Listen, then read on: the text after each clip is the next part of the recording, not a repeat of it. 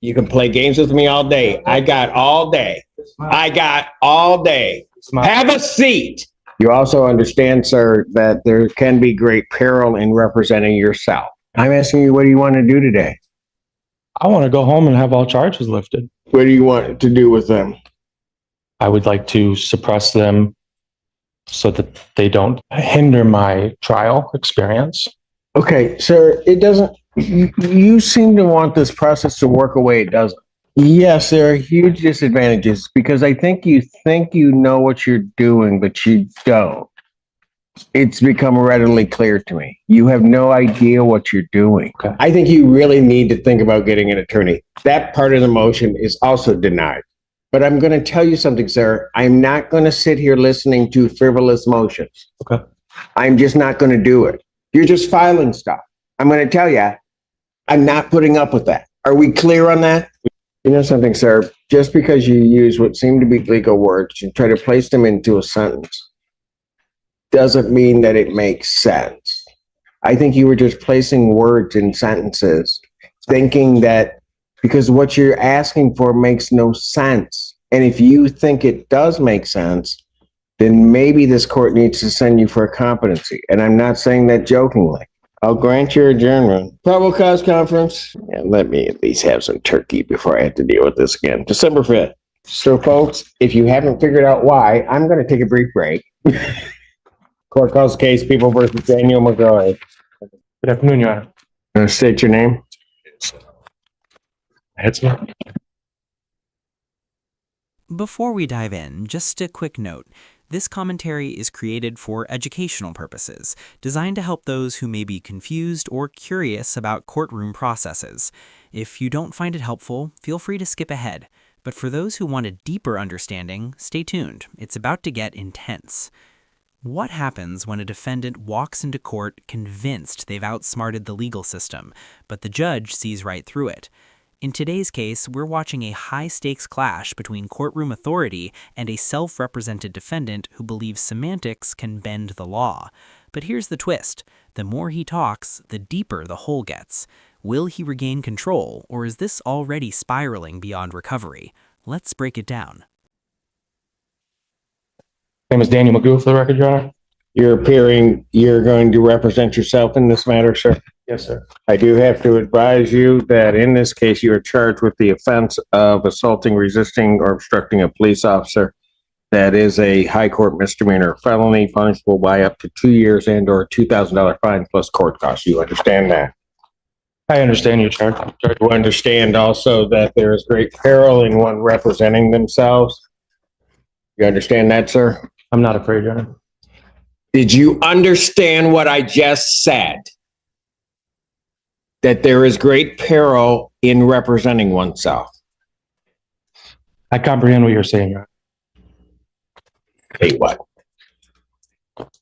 Either you're going to answer my questions and you're going to answer them properly, or we're going to have a long time and I'm not going to have these people wait. So while you decide how you're going to handle this, I'm going to have you have a seat. I'm going to pass your case. You will come back up and you will learn how to operate within this court. Plain and simple. Have a seat. Have a seat. And you might want to wipe that smirk off your face while you're doing it.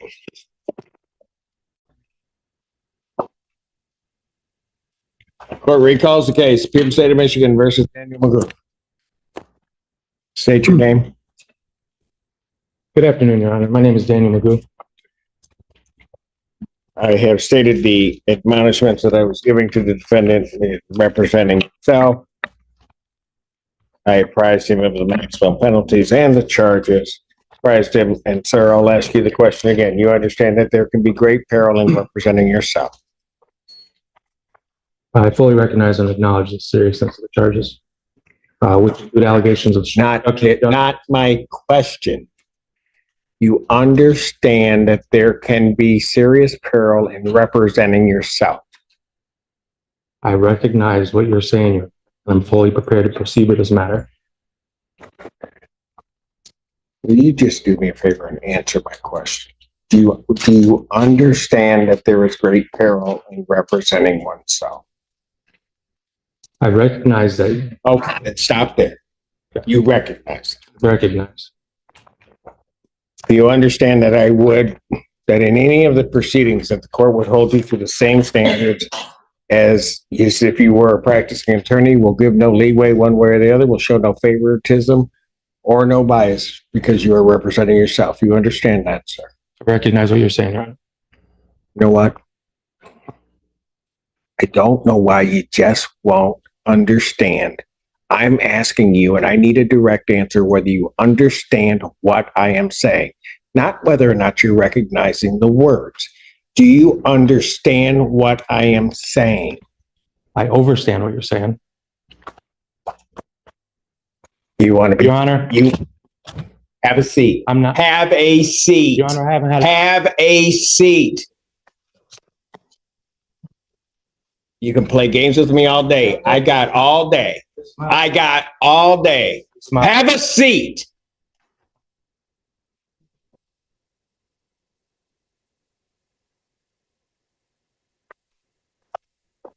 The other one's in custody. I realize we are now at least caught up within an hour. I think those that want to go probably want me to take a break about now. So I'm going to take about a 5-minute, 10-minute break. I'll come back out and then I'll call the case. The court's going to stay in recess. Court recalls the case, People versus Daniel McCoy. Because you're my friend and you.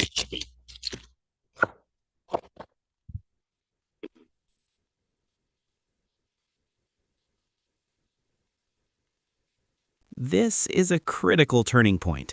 The judge isn't just frustrated, she's signaling a breakdown in courtroom procedure. When a defendant refuses to give direct answers, especially on something as basic as understanding charges, it raises serious concerns. And here's the legal reality. Courts don't operate on word games. Whether he says recognize or understand, the judge is testing comprehension, not vocabulary. So the real question is, do you think the defendant genuinely doesn't understand, or is this a strategy that's backfiring in real time? Good afternoon, Your Honor. Daniel Magoo.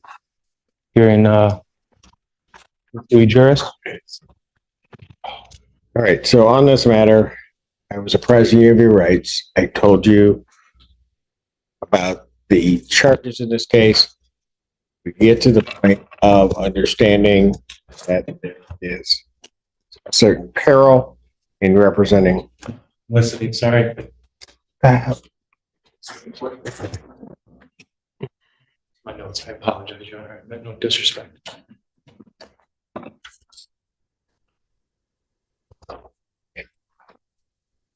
And that the court will treat you the same as an attorney in the case. You understand, sir? Listen closely to my question. Do you understand that? I do not understand. You do not understand it. No. The court, you will be presumed to know the rules of procedure as well as the Michigan rules of evidence, that the court will not be giving you assistance in regard to this case. What I'm trying to say, Your Honor, is I do not understand the charges that are pitting against me because they violate a lot of my rights. And the prosecutor served me the discovery packet on the 27th of last month. Since then, I have not received any kind of evidence or any kind of claims that I violated any kind of anything that day. So I'm here waiting for that to occur. So no, I don't understand. Waiting for what to occur?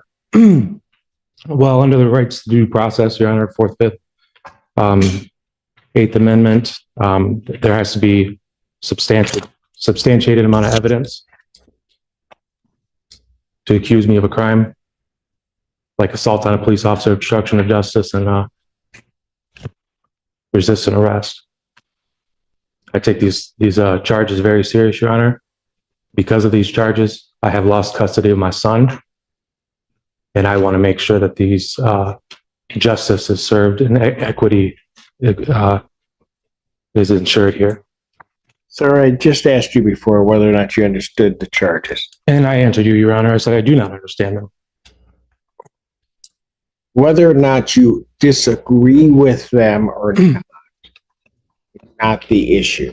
The issue is do you understand what you are charged with? I do not understand, Your Honor.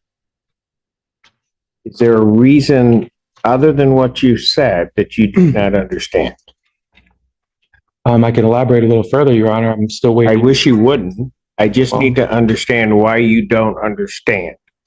I'm trying to get there, Your Honor, if we could talk I'm about it. not asking you whether or not you agree that you should be charged. I'm not asking whether or not you believe that you did it. I'm not asking any of that. I'm asking whether or not you understand what you are charged with. Can we agree to disagree on the legalese? We are not going to agree to anything. This is not your game to play here. You play by my rules. So you're saying that I have to say the words, I understand? Sir, I'm not saying that you have to say anything. Okay. You know what? Here's the thing. I am not going to play this game with you. I'm not. So what? No, you are playing a I'm game. not. So no, you are. And do not interrupt me ever again. Do not. So what I'm going to do is I'm going to give you a week to think about it, because I'm not going to sit here, call your case up 4 or 5 times for you to sit here and to go through this whole, try to play some semantical game. So I will adjourn this out to December 12th, 2024. I will adjourn it to 9 a.m. Your Honor. or I will, do not interrupt me. I can object to Do that date. not interrupt, do not. One more time, you're going. I've given you fair warning. I'm adjourning the proceeding out. If you are objecting to that, objections noted. It's still adjourned out to the 12th.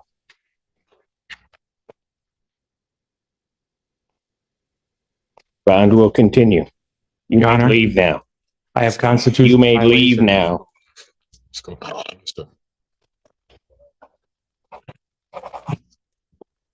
I have a right to a You may counsel. leave. Do I not have a right to a counsel? You want an attorney, you may get want an attorney, sir? I need somebody to explain the problem here. Do you wish to be represented by an attorney on this? I do not need to represent myself. I'm presenting myself. I'm the only one that was there in this courtroom. No one was there.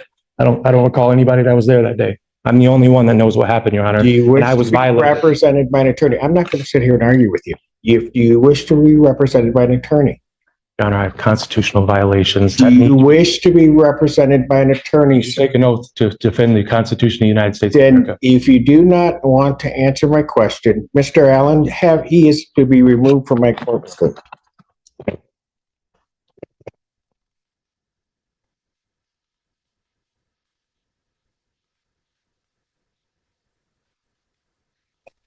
This case is a textbook example of how self-representation can quickly spiral when a defendant prioritizes semantics over substance. The judge made it absolutely clear, understanding the charges isn't optional, it's foundational to due process. By refusing to engage directly, the defendant not only delayed proceedings, but risked undermining his own defense. The court's adjournment wasn't just procedural, it was a final opportunity to reset before things escalated further. The bigger takeaway? Courtrooms demand clarity, respect for procedure, and real legal understanding, not internet theories or wordplay. Trying to outmaneuver the system without proper knowledge often leads to exactly what we saw here: frustration, loss of credibility, and potential legal consequences.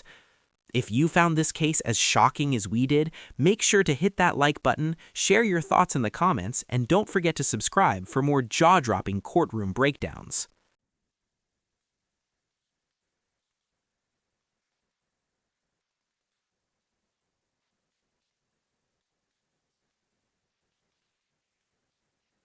Where are you trying to go, Mr. Simon? Court calls the case. People versus Catherine.